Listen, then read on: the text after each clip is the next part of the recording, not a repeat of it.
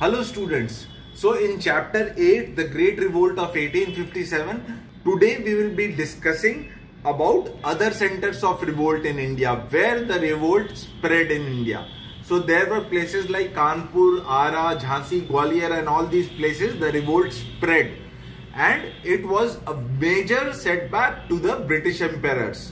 Britishers suffered heavy setbacks because of these revolts. So let's discuss what happened in Kanpur.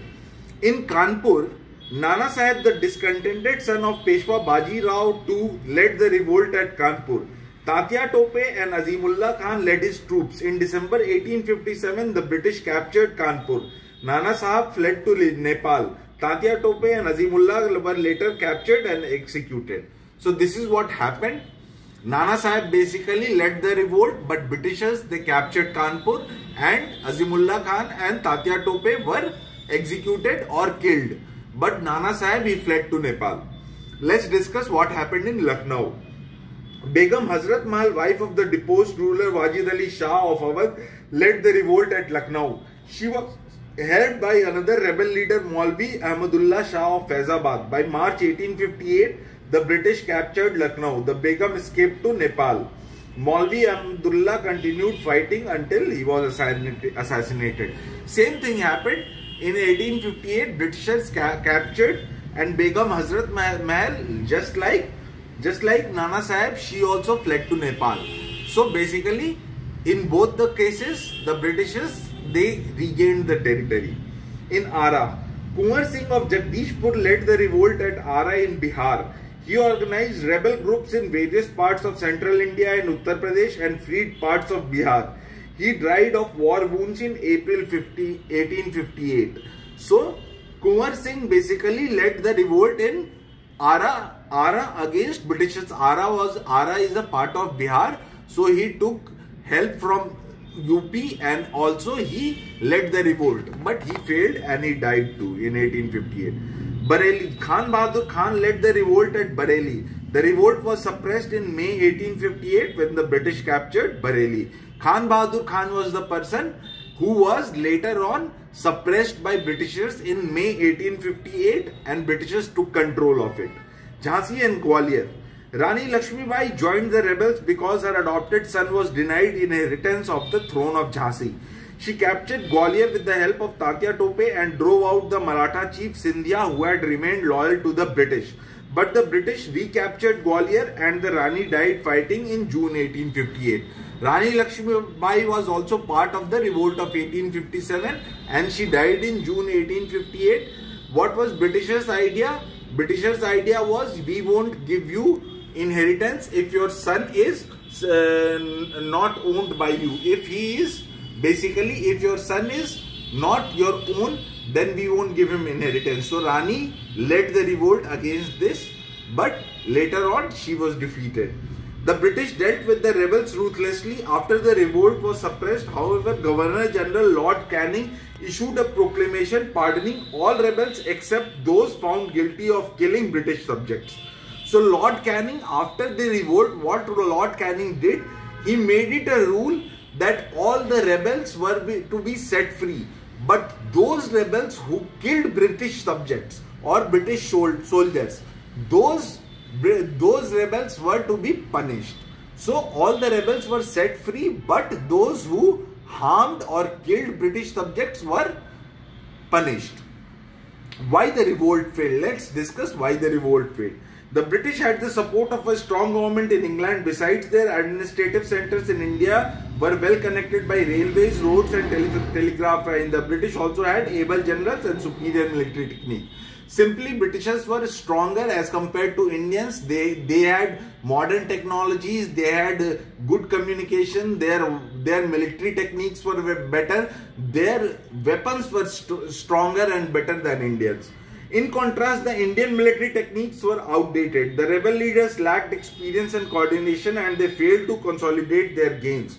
Moreover, the rebels got almost no support from the British strongholds of Bengal, Bombay and Madras, where the British took all possible precautions to keep the rebels in check. In Calcutta, for example, a regiment of armed guards were formed and given full authority to open fire on people even suspected of rebellious activity. So this is what happened. British Indian military techniques were not only weak, but they did not gain support from Bengal, which was a British territory. The locals or the Indians in Bengal, they did not support the rebellions. So basically, Britishers had the advantage. And in Madras, people suspected of spreading the message of rebellion were arrested and deported to the Andaman Islands. So in Madras, what they did, Britishers, if somebody was suggested that he was spreading rebellion against British, he was captured and sent to Andaman and Nicobar Islands. The rulers of many Indian princely states remained aloof, and some rulers like Scindia of Gwalior, the Nizam of Hyderabad, the ruler of Nepal, some Rajput princes, the rulers of Patiala, Nabha and Kashmir, and some chieftains of Punjab even helped the British in suppressing the revolts. So these rulers, they also helped the British in suppressing the revolt. They fought against their own countrymen. These rulers, they fought against the Indians who were trying to set India free from British. So they helped Britishers in fighting their own countrymen. Another weakness of the revolt was the aloofness of the Western educated Indians, who probably regarded British rule as a necessity for India's modernization. So basically, Western educated Indians who were taught in English, they supported British and they did not help their fellow Indians. Nature of the revolt. The revolt of 1857 was called the Sepoy Mutiny. Remember this word, Sepoy Mutiny. 1857, why it was called Sepoy Mutiny? Because the Sepoys started rebellions against British. While Indian historians call it the first war of independence. In the words of Indian independence, this is called the first war of independence. In 1857, there was the first war of independence against Britishers. The revolt began with the mutiny of the Sepoys, but was soon transformed into a popular revolt when people from different sections of the society spontaneously joined in. This is evident from the fact that out of the estimated 1,50,000 people killed in the revolt, 1 lakh were civilians. Although it was a Sepoy mutiny, but many civilians had taken part into it. And this, out of only 50,000, 1,50,000 people who were killed, only 50,000 were Sepoys, about 1 lakh were civilians who took part. Although the concept of loyalty towards the country had not yet developed in India, the Indians did unite under Bahadur Shah Zafar for a short while to win freedom from foreign rule. This supports the argument that the revolt was indeed a war of independence. Though also there was no loyalty to being Indian. People were during that time so much suppressed by Britishers that they had began thinking like the Britishers and they had started to support Britishers. But still the revolt took place, and under Bahadur Shah Zafar some people did unite to fight against the British and get free from the rule of British. So that is why it is called the first war of independence. This is the first war of independence, revolt of 1857. Results of the revolt. The revolt marked the end of the East India Company's rule in India, and the British Crown took over the administration of British Indian territories in 1858. In 1858, British East India Company was dissolved. Dissolved in the sense they were not the rulers anymore. In fact, the British Crown, the same crown that was ruling England, the same British Crown came into power and started ruling. A cabinet rank minister called the Secretary of State of India was put in charge of British political affairs in India. He was responsible to the Parliament. The Governor General under the company became known as the Viceroy. The Viceroy was answerable to the Crown through the Secretary of State. The Secretary of State and Viceroy, they were placed under the Crown and they were answerable to the Crown. So these positions were now made when India came under British Crown. Lord Canning, the last Governor General under the company, became the first Viceroy under the Crown.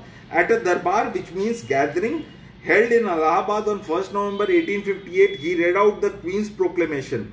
In appreciation of the loyalty shown by the Indian princes during the revolt, the proclamation discontinued the doctrine of lapse. See, after British Crown, the doctrine of lapse was discontinued and promised not to annex any more territory. It also promised non-interference in India's religious and social customs. This meant that the British would no longer take interest in social and religious reform. They hoped this would win them the loyalty of the orthodox section of the society. So what British Crown did, they said that you can do your religious functions and you can practice your own religion. British Crown would not interfere, and some religious reforms which were made earlier, they were removed, and Indians were given, orthodox Indians, basically conservative Indians, were given some power. They could think for themselves. To win the loyalty of the zamindars, the British recognized their traditional land rights and also gave them honors and titles.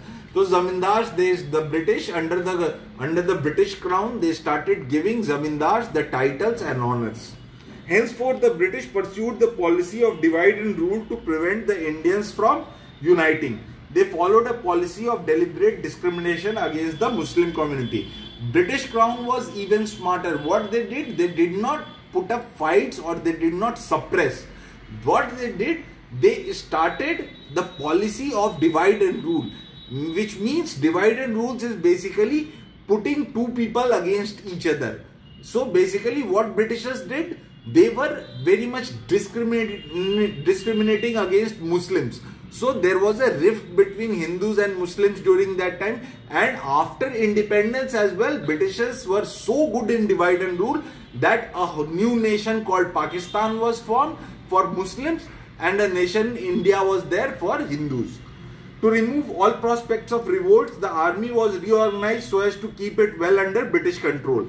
The proportion of European soldiers to Indian soldiers was increased. Strategic military positions and crucial military equipment such as artillery were placed exclusively in the charge of European soldiers and officers. So in the military as well, they started hiring Indians, and there was some sort of less discrimination. The more powerful things were still, the military techniques were still with Europeans, but Indians also started gaining strength. British began to recruit fewer soldiers from Awadh, Bihar, Madras and other areas where there had been revolts in or before 1857. So in these areas, British started recruiting few soldiers. But in certain areas where there was no revolt, they would recruit. They now recruited more soldiers from among the Sikhs, Gurkhas, Pathans, Rajputs and Jats who had remained neutral or had helped the British during the revolt. So they started recruiting soldiers from the locations and the people who were supportive to British during the time of revolt. Although the revolt failed, it marked the beginning of a broader struggle against British rule. The revolt of 1857, it failed, but there was a spark that it created. That spark was basically self-rule. India's freedom or India's independence was basically the beginning when this revolt of 1857 took place. So we stop here. The chapter concludes. Have a good day, students. We will start a new chapter in our next class.